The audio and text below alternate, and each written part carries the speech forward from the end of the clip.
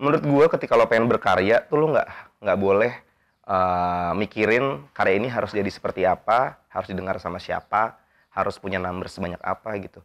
Ketika lo udah mikirin hal itu namanya bukan berkarya, itu namanya berbisnis.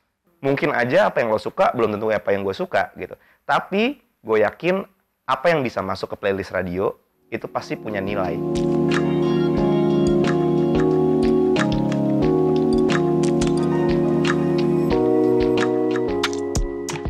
Nino, sebelumnya kongres dulu ya buat kasih, kolaborasi terbaik AMI Awards buat lagu Chrisye. Nah, lagu itu tuh boleh dibilang jadi salah satu hits yang heavy rotation nih di radio-radio seluruh Indonesia.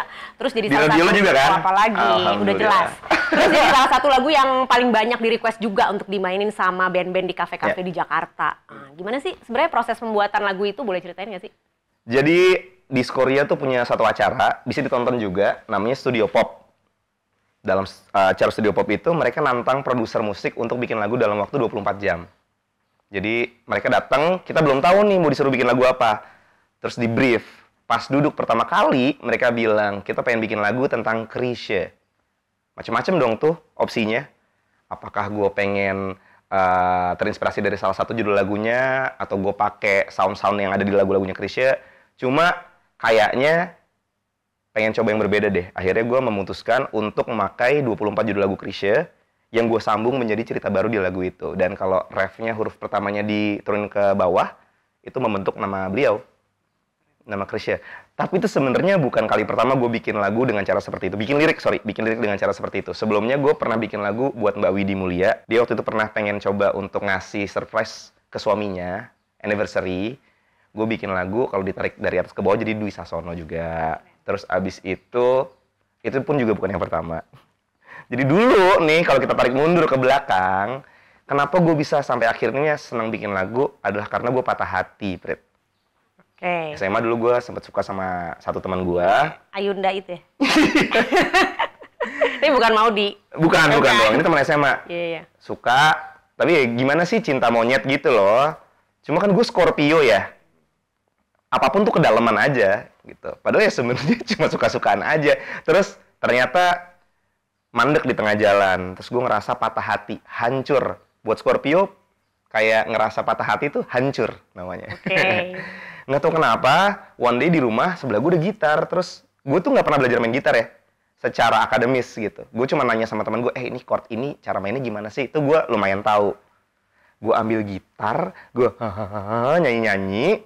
Terus gue tulis liriknya aja, dan ternyata kok tiba-tiba kepikiran nulis refnya kalau ditarik ya namanya dia gitu. Nah, abis itu gue ngerasa kayak, wah seru banget ya bikin lagu gitu, bikin lirik tuh seru banget. Mungkin hari itu adalah hari dimana gue memutuskan untuk menjadi pencipta lagu, alam bawah sadar ya gitu. Mungkin nggak dapet cewek, tapi gue dapet cinta gue yang lain terhadap musik. Oke, umur berapa tuh? 1 atau 2 SMA ya, berarti umur sekitar 16 kali gitu ya. Jadi itu tadi kalau yang lagu yang buat si cewek itu tuh lagu pertama? Bisa dibilang gitu. Apa judulnya? Nggak ada judulnya. Kalau teman-teman gue sih bilang judul lagunya Ayunda Manis. Karena kalau ditarik ke bawah, ya anak SMA ya, maaf kalau cheesy banget gitu ya. Gue bikin refnya tuh ada 2 bagian. Yang satu kalau ditarik dari atas ke bawah huruf pertamanya Ayunda, yang satu kalau ditarik dari atas ke bawah Manis gitu. Jadi Ayunda Manis. Oke, dan tidak pernah dipublikasikan ya? Nggak pernah dipublikasikan. Pernah. Kemarin sempat diundang di acaranya Vincent sama Desta. Itu gue sempat nyanyiin sedikit doang. Karena gue juga udah lumayan lupa. Oke. Nah sekarang tuh kalau harus milih salah satu nih ya, antara lo nyanyi solo, terus Lale Ilman Nino, atau sama Ran, mana sih yang akan lo pilih? Nggak ada yang gue pilih.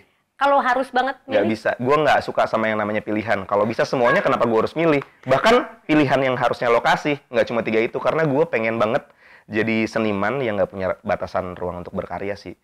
Gue pengen banget ngelakuin banyak hal yang lain gitu. Mungkin aja saat ini gue baru ngelakuin sepersekian kecil dari apa yang gue pengen lakuin gitu. Jadi gue nggak menutup kemungkinan untuk banyak hal yang baru sih. Kalau misalnya di kemudian hari gue dapat opportunity untuk ngelukis, atau untuk misalnya main teater, atau misalnya gue bikin play gitu, jadi penulis lagu untuk acara-acara musikal gitu sih, gue akan sangat dengan senang hati menerima gitu. Gue memilih untuk melakukan seni aja sih. Seni ya? Gitu. Dan kebetulan Tuhan alhamdulillah ngasih gue lewat 3 jalan itu saat ini. Lewat nyanyi sendiri sebagai Nino, terus abis itu Ran tentunya, dan juga Lale Ilman. Nah, lo nih dengan karya-karya lo ini nih menurut gue adalah salah satu yang bisa menjangkau berbagai segmen pendengar. Dalam arti lagu-lagu karya lo itu bisa masuk ke hampir semua kalangan dan radio di Indonesia. Dan ini bukan hal yang gampang sih kalau menurut gue ya. Selama ini apakah lo tuh punya strategi sendiri nggak sih untuk bikin lagu yang pada akhirnya bisa tembus untuk diputarkan di radio? Ada, strateginya adalah dengan tidak berstrategi. Oke, gimana tuh? Karena dengan tidak berstrategi. Menurut gue ketika lo pengen berkarya tuh lo nggak boleh mikirin karya ini harus jadi seperti apa, harus didengar sama siapa, harus punya number sebanyak apa gitu. Ketika lo udah mikirin hal itu namanya bukan berkarya, itu namanya berbisnis. Kalau menurut gue. Jadi sebenarnya apapun yang lo denger, karya gue bareng sama Ran atau Lale Ilman Nino atau karya gue sendiri, itu hal yang terlintas pertama di otak kita aja pas lagi nulis lagunya sih. Kalau karya-karya lo untuk musisi-musisi lain? Ya itu kan bareng Lale Ilman Nino. Sama juga sih, walaupun mungkin ada lah kayak request tertentu, tapi ini bukan request untuk menjangkau certain numbers atau menjangkau certain platforms gitu, enggak sih. Mereka lebih kayak pengennya lagunya genre-nya seperti apa, reference-nya seperti apa, ceritanya seperti apa. Jadi gue kan salah satu job desk paling besarnya dalam penulisan lagu kalau kerja bareng tim kan adalah nulis lirik ya. Jadi emang setiap gue berkarya untuk orang lain, let's say misalnya ketemu kayak Lyodra gitu, atau sama Tiara, sama Marion gitu, gue pasti akan minta waktu untuk ngobrol dulu sama si penyanyinya. Gue butuh tahu juga kayak lo ngajak gue ngobrol gini, kan ada segmennya tuh nanti tuh yang ngebahas tentang kehidupan pribadi. Nah, gue pun minta izin mereka untuk boleh nggak share posisi lo saat ini dalam dunia percintaan lo tuh seperti apa gitu, supaya gue bisa merangkai ceritanya dia untuk dia gitu. Gue nggak pengen nulis lagu kayak dia nyanyiin sesuatu yang nggak dia juga gitu. Jadi udah ada personal pendekatan dulu ya sebelumnya. Pasti. Mungkin Prit, kenapa banyak orang yang bilang kalau lagu-lagu gue bareng Rana atau Lale Ilman Nino itu mudah diterima, mungkin karena referensi gue juga pun adalah lagu-lagu yang bisa dibilang didengar sama banyak orang juga sih. Orang kan punya idealisme ya dalam mendengarkan lagu gitu. Ada yang emang sukanya jazz, ada yang sukanya R&B. Kalau gue ya radio gitu. Maksudnya kan gue bukan Gen Z ya. Gue ada di perbatasan antara anak zaman sekarang dan anak zaman dulu gitu. Millennials bahkan yang zaman dulunya lagi gitu. Tapi gue masih ngerasa cukup old school karena buat gue kalau di mobil itu masih dengerinnya radio. Bukan dengerin playlist atau bukan dengerin lagu yang emang gue pencet sendiri. Kenapa? Karena buat gue kalau misalnya gue dengerin apa yang gue pengen mau doang, ya nggak ada surprise-nya lagi gitu. Pasti ada surprise-nya ketika lo pertama kali mendengar, tapi abis itu lo udah tahu lagunya gitu. Nah, kalau di radio, ini bukannya gombal ya karena acara MD, tapi maksud gue kayak, lo tuh dengerin radio tuh adalah dengerin selera music director radio tersebut gitu. Mungkin aja apa yang lo suka, belum tentu apa yang gue suka gitu. Tapi, gue yakin apa yang bisa masuk ke playlist radio, itu pasti punya nilai. Meskipun lagunya nggak gue suka. Gitu, kayak misalnya denger lagu Umbrella dulu, Rihanna yang super setiap saat, udah bukan setiap hari, setiap detik kali itu, lo pindah-pindah channel radio, pasti lagunya itu, gitu. Gengges kan awalnya, gitu. Lagunya bagus, tapi maksudnya kayak, Ella, gitu. Gua bukan pendengar lagu-lagu seperti itu sebenarnya.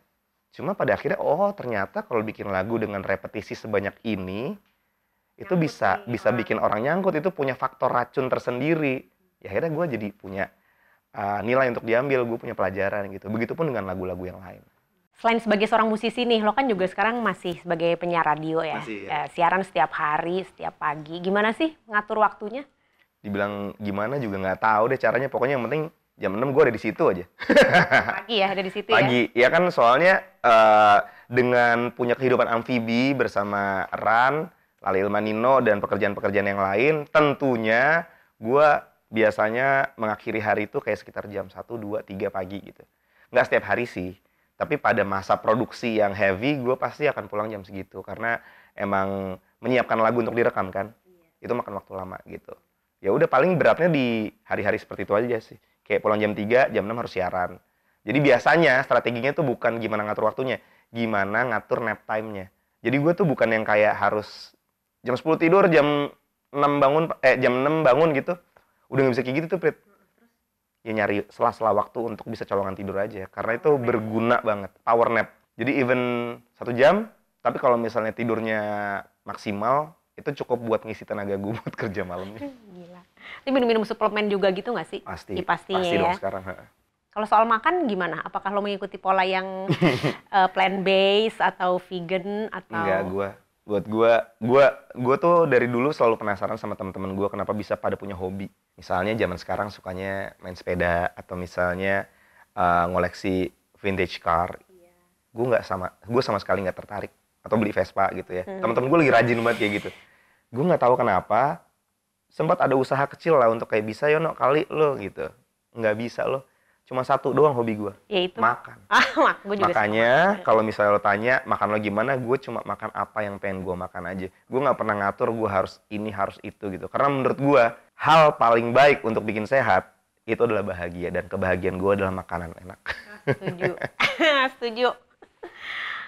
Project-project musik lo berikutnya tuh sekarang lagi ngerjain apa sih? Akan collab sama siapa lagi? Kalau sekarang sih yang masih ongoing tuh kita lagi nyiapin lagu untuk EP-nya Mark Natama. Itu adalah runner-up-nya Indonesian Idol yang season terakhir ini. Terus lagi bikin lagu juga buat istrinya Mas Panji, Gamila. Terus abis itu ada beberapa project yang masih belum bisa di-disclose karena masih dalam proses pembicaraan. Iya. Apa sih yang sebenarnya membentuk lo sampai akhirnya menjadi seorang Nino Kayam sekarang ini, saat ini? Apa ya? Apa prosesnya? Gimana? Apa ya?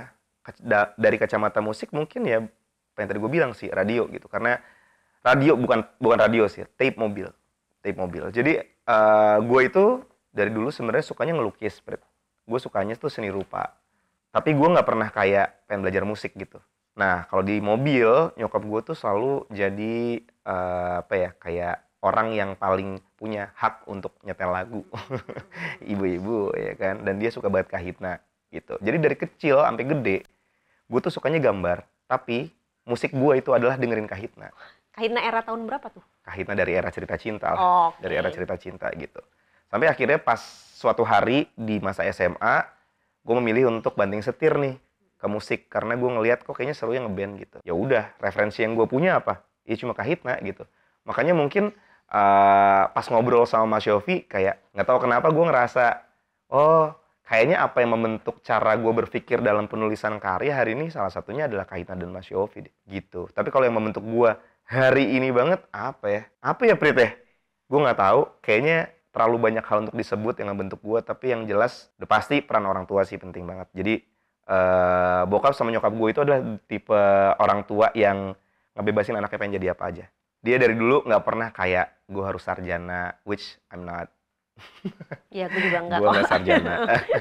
Terus abis itu mereka tuh kayak pengen jadi temen anak-anak, bukan jadi orang tua anak-anak. Jadi emang dari dulu gue disupport banget. Bahkan gue tuh bisa masuk musik. Kayaknya tuh adalah salah satu cara bokap gue untuk nyelamatin gue deh. Karena secara akademis gue kelihatan kurang gigih. Karena mungkin gue nggak begitu suka belajar. Dia ngelihat nih anak kalau misalnya diterusin kayak gini, takutnya malah nggak jadi apa-apaan. Akhirnya dia yang menumbuhkan rasa cinta gue sama musik gitu. Supaya gue suka main musik, waktu itu gue emang udah ada bibitnya lah suka musik. Karena yang tadi gue bilang, kayak ngeband seru gitu. Tapi gue bukan yang kayak langsung pengen minta belajar ini, belajar itu. Nah, yang bikin gue pengen belajar tuh bokap gue. Bokap gue tuh manggil guru les ke rumah, supaya gue ngelihat dia les musik dan gue kepengen. Dan berhasil. Akhirnya gue bisa sedikit-sedikit lah main instrumen, tapi hal terbaik dari apa yang dia lakuin hari itu tuh adalah cinta gue ke musik sih, bukan secara teknis gue bisa main musik sih. Gue tuh jatuh cinta sama obrolan, karena gue suka ngobrol dan gue suka kata-kata ya. Ya nggak harus bukan ngobrol yang kayak dengan bahasa pujangga sih, tapi kalau misalnya gue ngobrol terus abis itu gue jatuh cinta dengan cara dia berbicara sama gue, itu baru cinta buat gue. Gini, Scorpio banget ya. Iya. Forgive but not forget. Itu Scorpio. Jadi gue setiap ada hal-hal seperti itu, gue akan selalu memaafkan. Cuma kalau dia udah ngelakuin hal kayak gitu ke gue gak akan pernah bisa lupa kejahatan yang dia lakuin, dan gue gak pengen ada dia lagi dalam hidup gue, cukup sampai situ.